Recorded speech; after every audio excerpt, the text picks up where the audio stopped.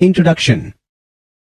You have probably met the trigonometric ratios cosine, sine, and tangent in a right-angled triangle and have used them to calculate the sides and angles of those triangles. We define the cosine, sine, and tangent as functions of all real numbers. These trigonometric functions are extremely important in science, engineering, and mathematics. Before we define the inverse trigonometric functions, we need to think about exactly what we mean by a function.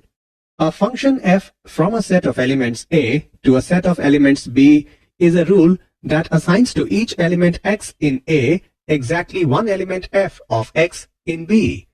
Y is equal to sin x, y is equal to cos x, and y is equal to tan x are functions in the sense of this definition, with A and B being sets of real numbers. The symbols sin inverse x, cos inverse x, etc. for arc sin x, arc cos x, etc. were suggested by the astronomer Sir John F. W. Herschel, 1813. Now, come, let's learn about inverse trigonometric functions. Objectives. At the end of this lesson, you will be able to learn domain and range of trigonometric functions, explain graphs of trigonometric functions, learn properties of trigonometric functions, solve examples related to the inverse of trigonometric functions. Basic concepts. The inverse trigonometric functions are the inverse functions of the trigonometric functions. These are the inverse trigonometric functions. There's another notation for inverse trigonometric functions as given below. Cos inverse x is equal to arc cos x. Sin inverse x is equal to arc sin x. Tan inverse x is equal to arc tan x. Recall that if f is a one-to-one function with domain A and range B, then the inverse of f is the function denoted f inverse with domain B and range A, such that y is equal to f inverse of x if and only if x is equal to f of y. For a function to have an inverse, it must be one-to-one. Sometimes, when a function is not one-to-one, one can restrict its domain to make it one-to-one. For example, the function f of x is equal to x square with domain infinity infinity is not one-to-one. It does not pass the horizontal line test. However, if we restrict its domain to 0 infinity, it is one-to-one. It has an inverse. It is f inverse of x equal to square root of x. Because of their periodic nature, the trigonometric functions are not one-to-one. Graph of sine. Given a function, there are two ways to graph its inverse. First, take A, B points from f and plot them as B, A points on f inverse. Or, second, rotate the graph of f about the line y is equal to x. We will begin this discussion by finding the inverse of the sine function. This is the graph of f of x is equal to sin x. In order for a function f of x to have an inverse, its graph must be one-to-one. This can be verified by applying the horizontal line test, or HLT. A horizontal line intersects the graph at most once. Clearly, the graph of sin x fails this test. So, how do we define the inverse of sin x?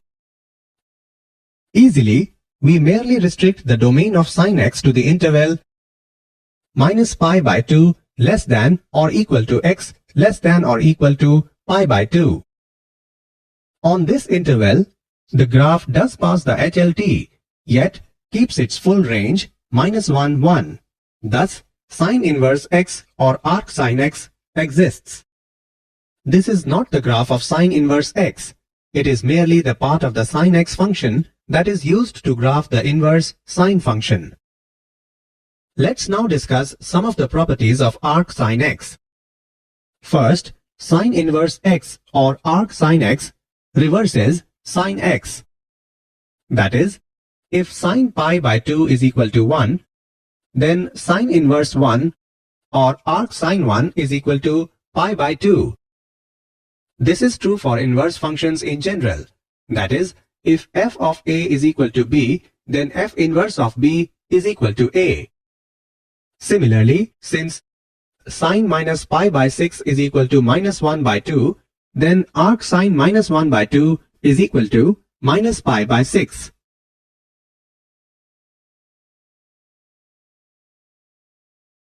Graph of inverse trigonometric functions. In this screen, we will learn about the graphs of the inverse trigonometric functions.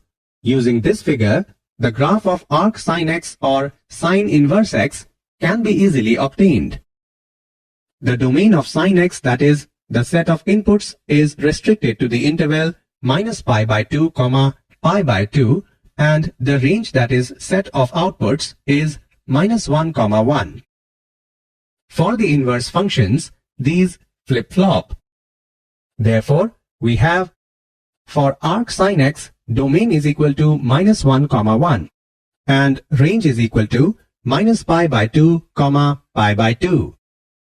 Remember that if a, b is a point on the graph of f, then b, a is a point on the graph of f inverse.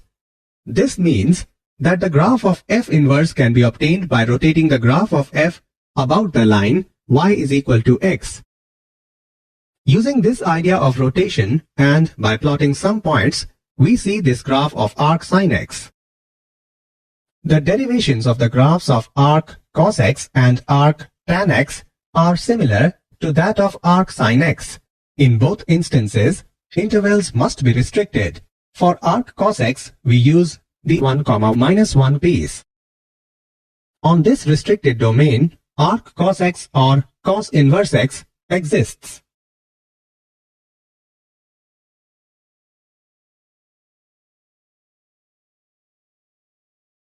Domain and range. Look at this table now.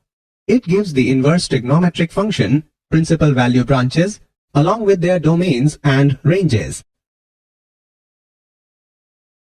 Example. Find the principal value of tan inverse of minus square root 3. Solution. Let tan inverse of minus square root 3 is equal to y. Then tan y is equal to minus square root 3 is equal to minus tan pi by 3 is equal to tan minus pi by 3. We know that the range of the principal value branch of tan inverse is minus pi by 2, pi by 2, and tan minus pi by 3 is minus square root 3. Therefore, the principal value of tan inverse of square root 3 is minus pi by 3. Properties 1. Let's now learn about properties of inverse trigonometric functions. Sine inverse 1 by x is equal to cosec inverse x. X is greater than or equal to 1, or x is less than or equal to minus 1. Cos inverse 1 by x is equal to sec inverse x. X is greater than or equal to 1, or x is less than or equal to minus 1.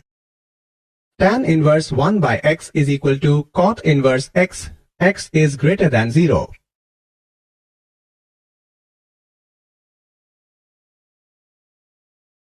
Properties 2. Sine inverse minus x is equal to minus sine inverse x. X belongs to minus 1, 1. Tan inverse minus x is equal to minus tan inverse x. X belongs to R. Cosec inverse minus x is equal to minus cosec inverse x. Modulus of x is greater than or equal to 1. Cos inverse minus x is equal to pi minus cos inverse x. X belongs to minus 1, 1. Sec inverse minus x is equal to pi minus sec inverse x. Modulus of x greater than or equal to 1.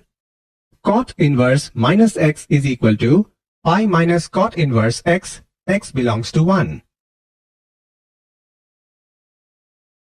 Properties 3. Sine inverse x plus cos inverse x is equal to pi by 2, x belongs to minus 1, 1.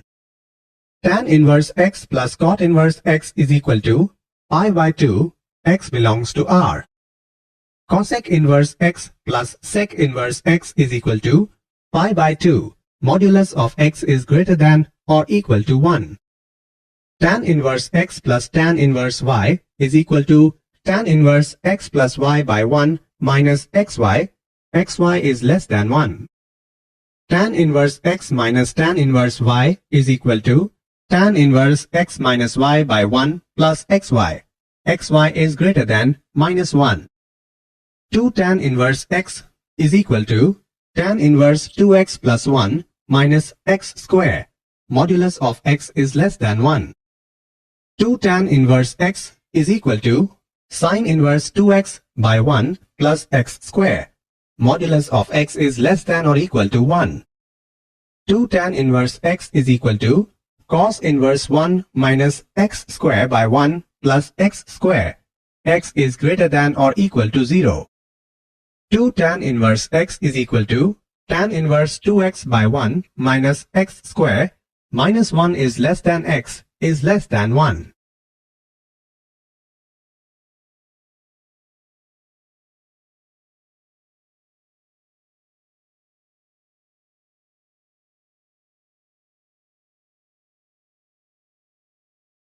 Proof of properties 1.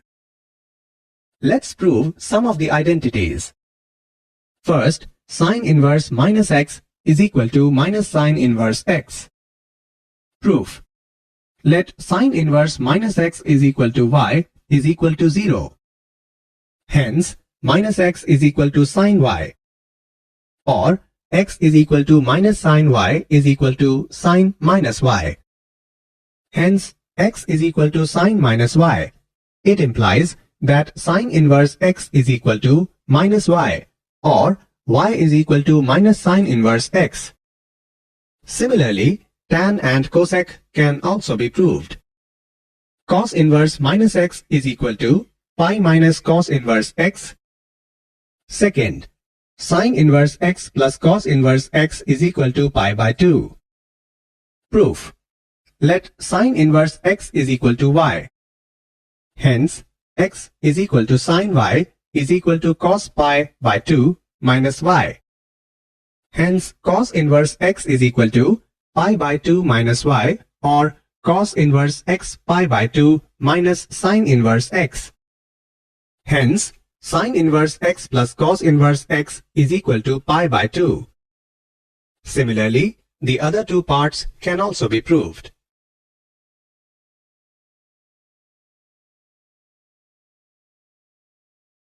Proof of properties 2.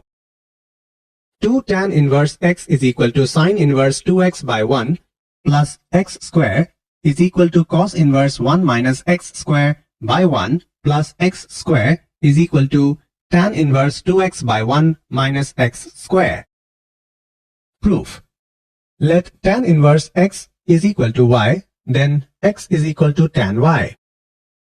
Now, we know that sine 2y is equal to 2 tan y by 1 plus tan square y. It implies that 2y is equal to sine inverse 2 tan y by 1 plus tan square y. Cos 2y is equal to 1 minus tan square y by 1 plus tan square y. It implies that 2y is equal to cos inverse 1 minus tan square y by 1 plus tan square y. And tan 2y is equal to 2 tan y by 1 minus tan square y. It implies that 2y is equal to tan inverse 2 tan y by 1 minus tan square y. Hence, 2y is equal to sine inverse 2 tan y by 1 plus tan square y, which is equal to cos inverse 1 minus tan square y by 1 plus tan square y is equal to tan inverse 2 tan y by 1 minus tan square y. Hence, 2 tan inverse x is equal to sine inverse 2x by 1 plus x square is equal to cos inverse 1 minus x square by 1 plus x square is equal to tan inverse 2x by 1 minus x square.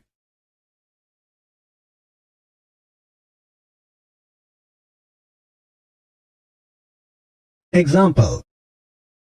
Prove that 3 cos inverse x is equal to cos inverse 4x cube minus 3x. X belongs to 1 by 2, 1. Solution.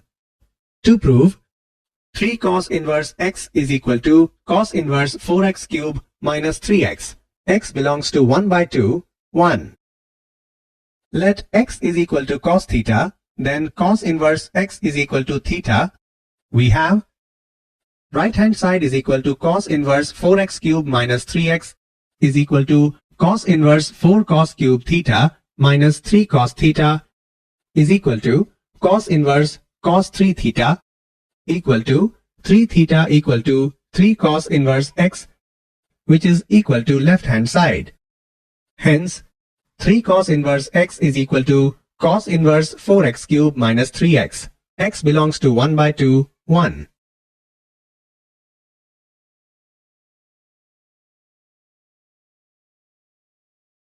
Did you know? Sine inverse x should not be confused with sine x inverse.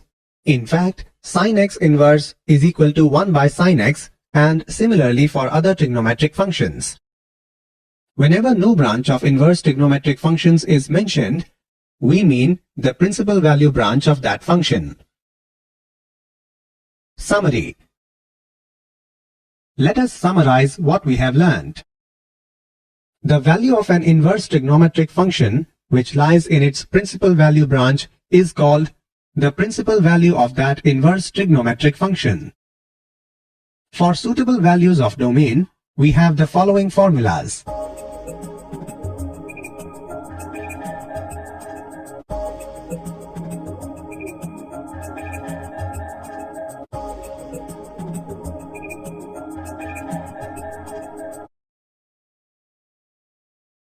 For suitable values of domain, we have the following formulas.